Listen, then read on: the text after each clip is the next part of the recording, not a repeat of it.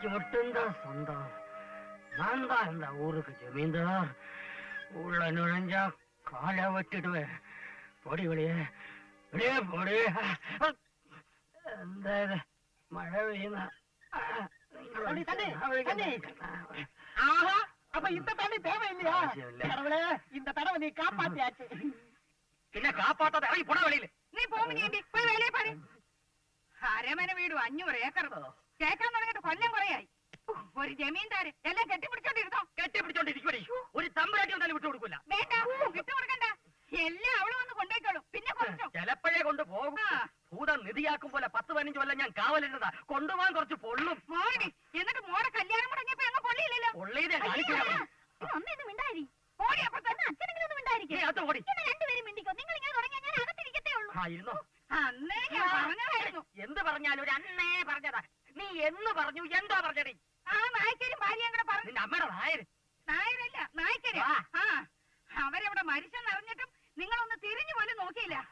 അന്ന് അതിബുദ്ധി കാണിച്ചതാ ജമീന്ദാരാവൻ. ഇനിയിപ്പൊ ചോദിക്കാനും പറയാനും ആരും ഇല്ലെന്നും എല്ലാം നമുക്ക് സ്വന്തമാവെന്നും പറഞ്ഞോണ്ടിരുന്നു. എന്നിട്ട് ഇപ്പോഴോ കൊക്ക കുളിച്ചതുമില്ല, കൊക്കായതുമില്ല. ഈ കാക്ക കുളിക്കും, കൊക്കാവുകയും ചെയ്യും. കൊല്ലം 8-ഓ 10-ഓ ആയിട്ടുള്ളൂ. അല്ലിക്ക് അന്നേ എന്നെ തിരിച്ചറിയാനുള്ള പ്രായം ഉണ്ടായിരുന്നു. കൊക്ക് അത് പറഞ്ഞല്ല. വൈക്കറിയുടെ മകൾ വണ്ടാച്ച്.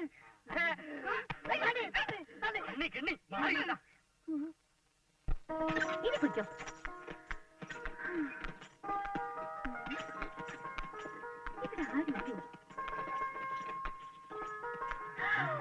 അയ്യോ ഇതാര്? മാർത്താണ്ഡ മാമ. മാർത്താണ്ഡ മാമ ആടാകെ മാറിപ്പോയല്ലോ. ആ പുളിന്റെ തടിയെല്ലാം പോയി മെരിഞ്ഞ സുന്ദര കുട്ടപ്പനായി പോയി. എന്താ വിളിച്ചു നോക്കണേ? മനസ്സിലായില്ലേ എന്നെ? അല്ലി അല്ലി കനകമാമി. മാമിക്ക് എന്നെ മനസ്സിലായില്ലേ? വേലുമണി നായ്ക്കരെ മോളല്ലി. ഒരു വേലുമണി നായ്ക്കരെ എനിക്കറിയാം. ആ എന്നാ വേലുമണി നായ്ക്കരുടെയും സീതാലക്ഷ്മിയുടെയും.